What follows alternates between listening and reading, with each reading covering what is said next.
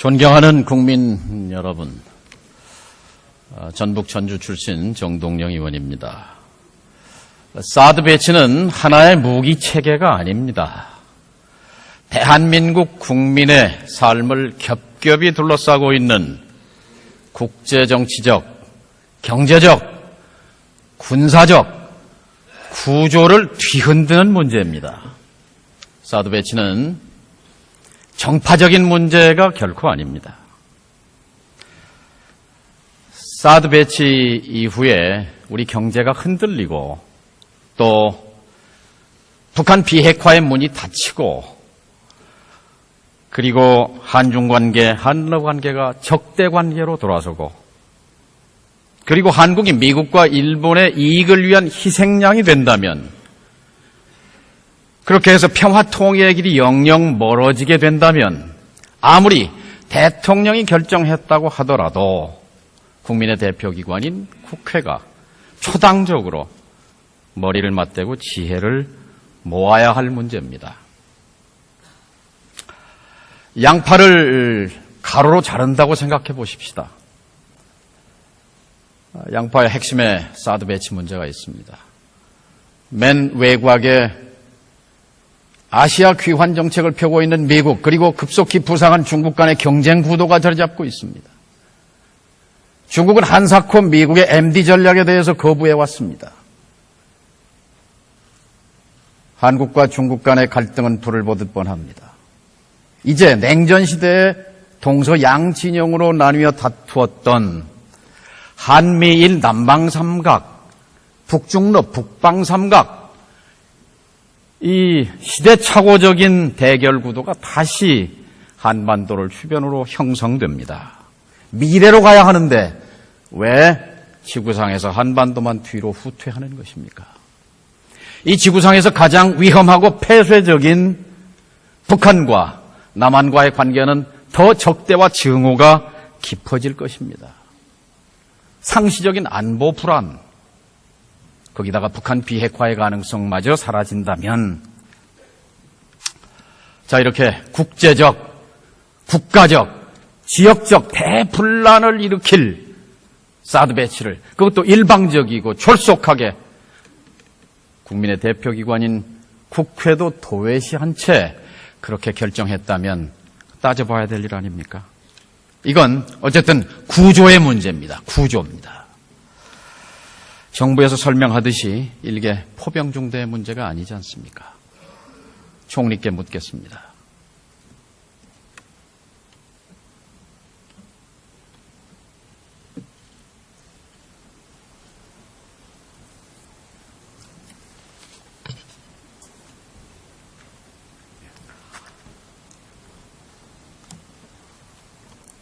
수고 많으십니다.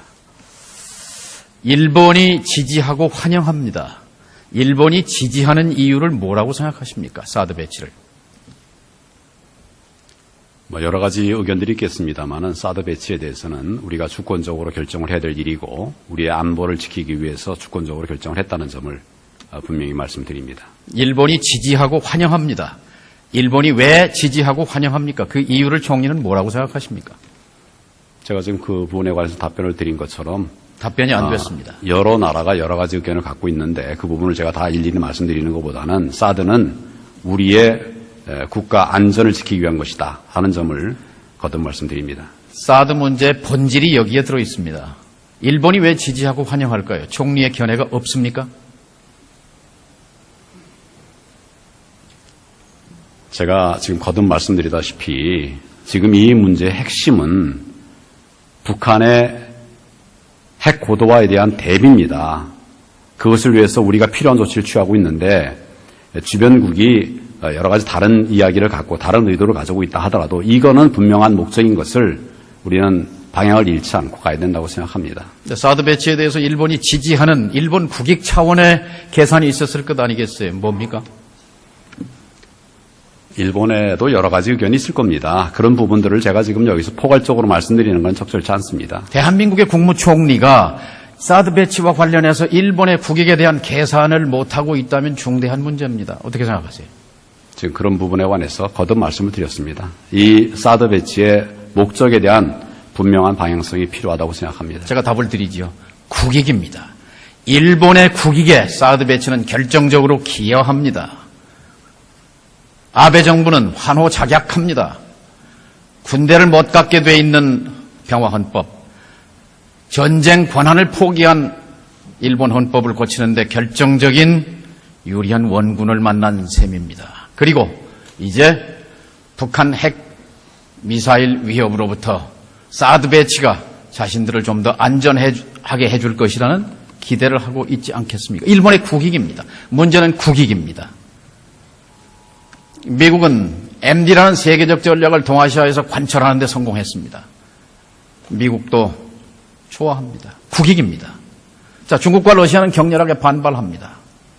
총리께 묻습니다. 우리의 국익은 무엇입니까? 실을 따져봤습니까? 사드 배치의 실은 어떤 것입니까? 득에 대해서는 충분히 설명하셨으니까. 지금 실은 무엇입니까? 오늘만 해도 여러 번 제가 말씀드렸습니다마는 사드 배치의 분명한 목적은 북한의 핵 도발, 핵 고도화에 대한 우리 국가 안위와 국민들의 생명 안전을 지키기 위한 것입니다.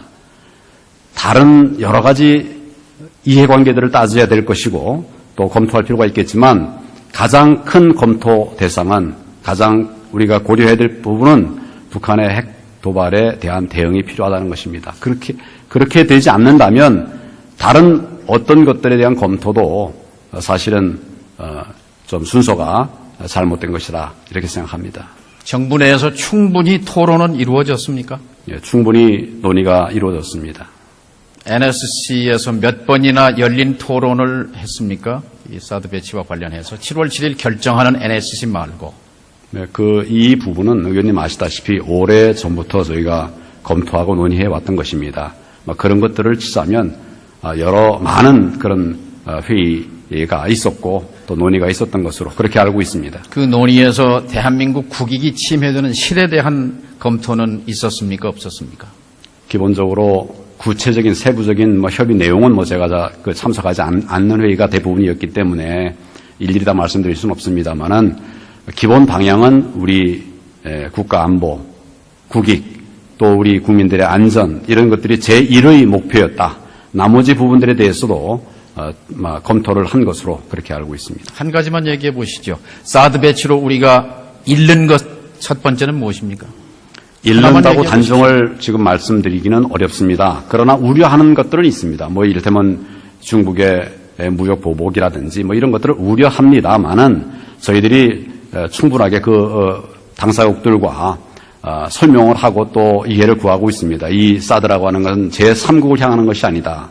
북한의 핵 도발에 대한 대응을 하기 위한 것이다. 그런 방어적 시스템이다 하는 점을 설명을 드리고 있고 지금 현재적으로는 그런 의원님 말씀하시는 그런 우려들이 현실화되고 있지는 않은데 그럼에도 불구하고 저희가 면밀히 대비는 하고 있습니다. 2000년도에 중국이 삼성전자의 휴대폰을 포함해서 수입 금지 조치를 내린 건 알고 계시죠? 네, 알고 있습니다. 그 전말에 대해서 국민에게 좀 설명을 해 주실 수 있겠습니까? 알고 계십니까? 네, 당시의 상황을 제가 국민에게 설명을 드리려고 그러면 좀 자료를 찾아봐야 되겠습니다만은 의원님 우려의 취지는 알겠습니다. 그래서 우리가 뒤에 취지 문제가 아니고요. 여러 차례 검토를 했다고 하니까 실과 관련해서 무역보복 얘기를 하셨잖아요. 그럼 2000년 이른바 마늘파동의 개요에 대해서 설명해 주시기 바랍니다. 내가 내용을 확인해서 말씀을 드리겠습니다. 갑자기 말씀하시니까 제가 정확한 답을 드리는 것이 좋을 것 같고 꼭 필요하시면 제가 확인해서 다시 설명을 드리겠습니다. 그것은 온 국민이 알고 있는 사안인데요. 대한민국 총리가 지금 머릿속에 정리되어 있지 않다는 것이 우리 국익이 사드 배치로 해서 이룰 것이 무엇인가에 대해서 충분히 검토되지 않았다는 그런 증거 같아서 대단히 안타깝습니다. 정확한 내용을 필요하면 확인해서 말씀을 드리겠습니다. 그런데 지금 왜 이렇게 서둘러서 발표를 한 것입니까? 조금 전에도 말씀을 드렸습니다만은 제가 오늘 이 회의에 오기 위해서 그동안 금년 들어서 북한이 어떤 일들을 했는가 이걸 좀 찾아보니까 핵 실험을 했습니다. 제4차 핵 실험이었습니다. 그리고 12번의 탄도미사일을 발사했습니다. 모두 27발이었습니다. 과거와는 전혀 다른 양상입니다. 지금 단기간 내에 북한의 핵이 고도화되고 있고 또 탄도미사일도 고도화되고 있습니다. 오늘 아침에도 아까 말씀드린 것처럼 3발을 발사했습니다. 우리 안보가 이제는 더 논의를 하고 기다릴 수 있는 이런 상황이 아니라 우리가 막을 부분들은 막고 방어를 해야 되겠다. 그래야 우리 국민들의 안전이 지켜질 수 있겠다. 이런 상황의 변화에 따라서 사드 배치가 결정이 된 것입니다. 북한의 핵 고도화는 어느 시기에 집중적으로 이루어졌습니까? 방금 말씀드리다시피 금년 들어서도 지금 여러 번 그 미사일이라든지 이런 핵 도발도 하고 있습니다만은 한 단계 한 단계 더 고도화되어 가고 있는 것으로 판단하고 있습니다. 사드 배치가 되면 북한이 핵을 포기할 가능성이 있습니까? 북한이 핵을 포기하지 않아도 우리 국민들과 나라를 지킬 수 있는 그런 방어 시스템이 필요하다고 생각합니다. 개성공단은 왜 포기했습니까? 마찬가지입니다. 그 부분도 북한이 근년에 반복적으로 이렇게 핵 도발을 하고 있고 고도화하고 있기 때문에 그것을 어떻게든지 차단하고 막을 수 있는 방법들을 다 동원해야 된다. 지금 국민들의 안전을 지키기 위해서는 정부가 무엇이든지 다 해야 되는 그런 상황이라고 생각을 합니다. 그런 측면에서 개성공단에 대해서도 중단을 결정했던 것입니다. 끝장 제재를 위해서 개성공단을 닫는다고 해놓고 사드 배치, 핵을 전제로 한 충돌하지 않습니까? 상호 모순 아닙니까? 정부가 우왕좌왕하는 것 아닙니까? 그렇지 않습니다.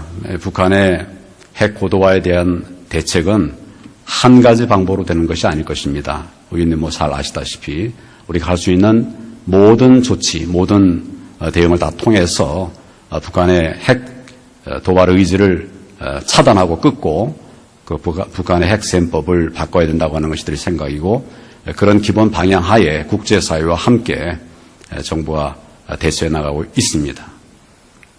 자, 이명박 박근혜 정부 8년 동안 북한 핵은 고도화되고 미사일 기술도 비약적으로 발전했습니다. 정부의 핵, 미사일, 북한 핵에 대한 정책은 분명하게 실패했습니다. 실패의 귀결이 사드 배치로 나타났습니다. 그리고 근본적으로 대한민국의 안보 환경을 뒤흔들고 있습니다. 인정하십니까? 문제의 핵심이 어디 있는가를 의원님 살펴보시길 바랍니다. 이 문제의 핵심은 북한에 있습니다. 북한이 핵 개발하고 핵 도발 강화하고 있습니다. 거기에 문제가 있다는 점을 말씀을 드리면서 저희는 저희가 할 수 있는 그런 노력들을 다 해왔고 또 앞으로도 해 나갈 것입니다. 6월 말인가요? 시진핑 주석 만나셨죠? 네, 만났습니다. 그때 시 주석이 사드 배치에 대한 강력한 우려를 표명했습니까? 보도가 됐습니다만은 제가 시 주석과의 그런 회담 내용을 상세하게 말씀을 드리는 것은 적절치 않다고 생각하고 양국의 입장들을 충분히 나누었습니다. 사드 배치 우려에 대한 총리의 답변은 무엇이었습니까? 방금 말씀드리다시피 양국에서 회담을 통해서 논의한 것들을 말씀드리는 것은 매우 부적절합니다. 저희들이 필요한 말씀들을 다 드렸다 하는 점을 말씀드립니다. 시진핑 주석에게 답변을 했습니까? 아니면 사드 배치와 관련해서는 아무 말도 안 한 것입니까? 방금 말씀드렸다시피 양국의 입장을 충분하게 주고받았습니다. 사드 배치 결정이 됐다는 말씀도 전했습니까? 그 당시는 사드 배치 결정이 되지 않은 상태였습니다. 그렇지만 우리 정부의 입장에 대해서는 충분하게 말씀을 드렸습니다. 정상적이라면 중국의 최고 지도자를 대한민국의 총리가 만나는데 사드 배치에 대한 우려에 대한 우리 정부의 입장을 일주일 뒤에 발표할 것인데 전달했어야 한다고 생각합니다. 그건 좀 비정상적인 상황 아니었습니까? 양국 간에 충분한 협의가 있었다는 점을 다시 말씀을 드립니다. 정리해서 말씀드립니다. 지난 이명박 박근혜 정부의 비핵화 정책은 실패했습니다. 그러나 마지막 순간까지 더 인내하고 외교와 협상의 출구를 찾았어야 합니다. 북핵 역사 25년에서 2005년 9.19를 기억하십니까? 한국 외교의 금자탑이었습니다. 북한은 핵 포기를 선언했습니다. 미국은 대북 적대시 정책 포기를 천명했습니다. 그리고 평화체제 논의를 시작하자고 약속했습니다. 이 정부는 단 한 번도 9.19의 구자도 얘기하지 않았습니다. 그리고 사드 배치를 결정했습니다. 이것이 이 정부의 최대 실책으로 역사에 기록될 것입니다. 들어가시죠. 윤병세 장관님.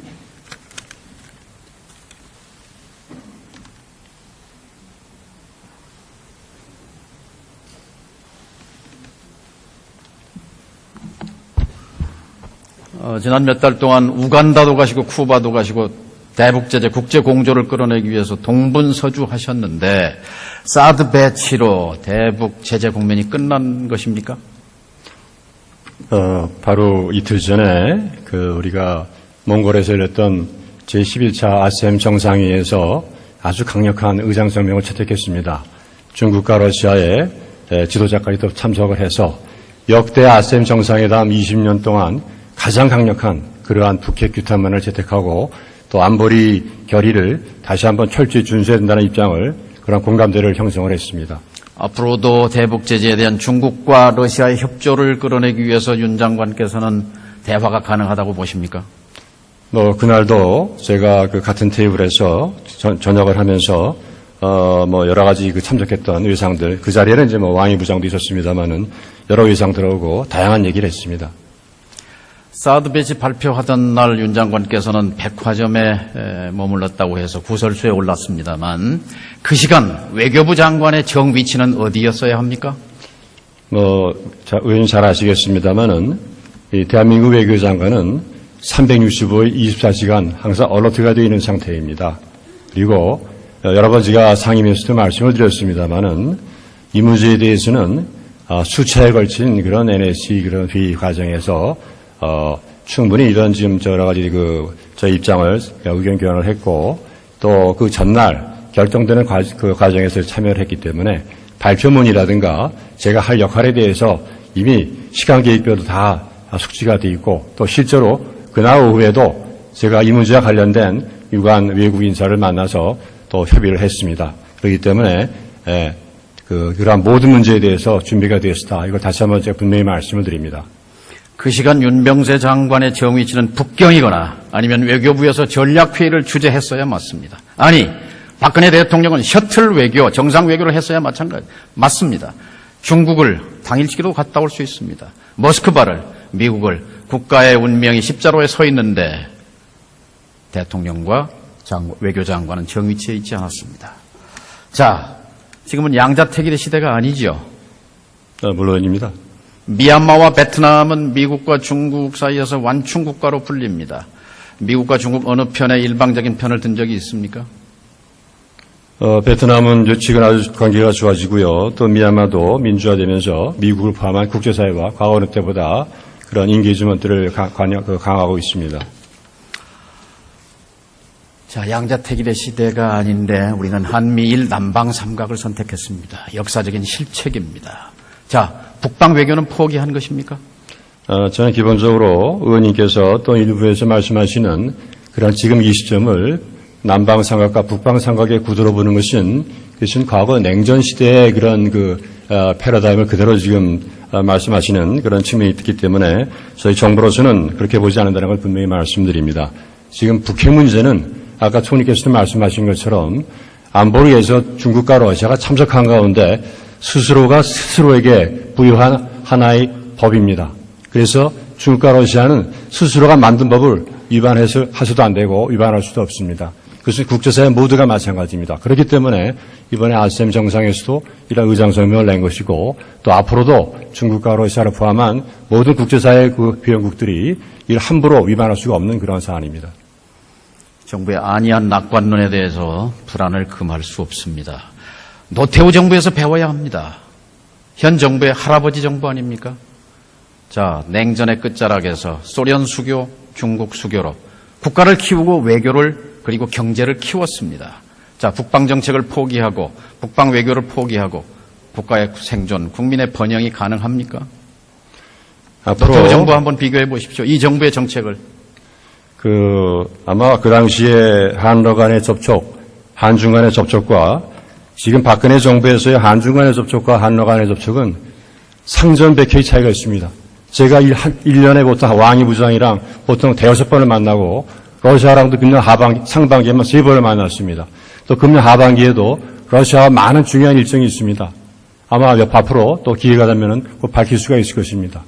이제 이런 정도로 현재 박근혜 정부의 외교는 특히 중국과 러시아에 있어서는 다른 어느 나라보다도 굉장히 많은 노력을 투자했고 또 그런 점에서 양자관계를 그들 나라도 중시하고 있다 이런 점을 분명히 말씀을 드립니다. 노태우 정부에서 배우시기 바랍니다. 현실은 냉엄합니다. 희망사고로 해결될 것은 아니라고 생각합니다. 들어가십시오.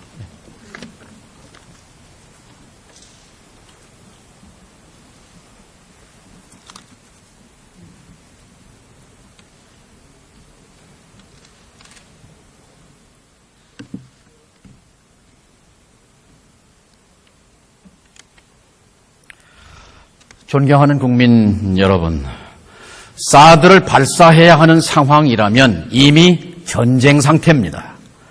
휴전선에서 장사정포, 천문, 그리고 단거리 미사일, 스커드를 비롯한 1000기의 미사일이 남을 향해 발사되는 상황을 생각해 보십시오. 성주에 배치될 사드는 수도권 방어에는 무용지물 물건입니다. 전쟁이 일어나는 순간 모든 것이 끝납니다. 핵전쟁은 과거의 전쟁과 다릅니다. 전쟁이 끝난 뒤 한반도에는 방사능 물질과 독가스가 가득한 잿더미가 될 것입니다. 방사능 물질과 잿더미로 뒤덮인 폐허 위에서의 승리, 그것은 우리가 원하는 것이 아닙니다. 따라서 우리의 대북 정책의 대전제는 전쟁 방지입니다. 평화의 제도화입니다. 사드 배치를 놓고 일본은 환호작약합니다. 미국은 동아시아 MD 전략을 관철했다고 속으로 환호합니다. 중국과 러시아는 펄쩍 뛰고 있습니다. 이 모두가 국익을 기준으로 한 것입니다. 과연 한국의 국익, 대한민국의 국익은 어디에 있습니까? 우리의 국익을 위해 국회가 초당적으로 고민해야 합니다. 국민의 대표기관이 헌법 60조를 쳐다봐야 합니다. 국가 안보에 관한 조약, 국민에게 중대한 재정 부담을 지우는 조약은 국회의 비준 동의를 받아라 하고 명령하고 있습니다. 입법자인 국회가 나라의 운명이 십자로에 서 있는데 사드 배치에 초당적으로 국민을 대표해서 대신해서 그 권한과 역할을 행사하는 것이야말로 최소한의 책무라고 생각합니다. 우리는 우리 아들, 딸들에게 어떤 나라를 물려줄 것입니까? 사드와 같은 군비 경쟁은 우리 국익에 부합하지 않습니다. 앞으로 한국 경제는 어디로 가야 합니까? 노동력은 줄고 생산성과 성장률은 벽에 부딪혔는데 출구는 어디입니까? 북방 경제로 가는 출구를 닫아서는 안 됩니다. 대륙으로 가는 길을 문을 닫아서는 안 됩니다. 여기서 출구를 찾아야 합니다. 그 출구는 사드 배치를 국익을 중심으로 국회가 재검토를 요구하는 것입니다. 연기냐, 취소냐, 국회 동의냐, 이 세 가지 선택지에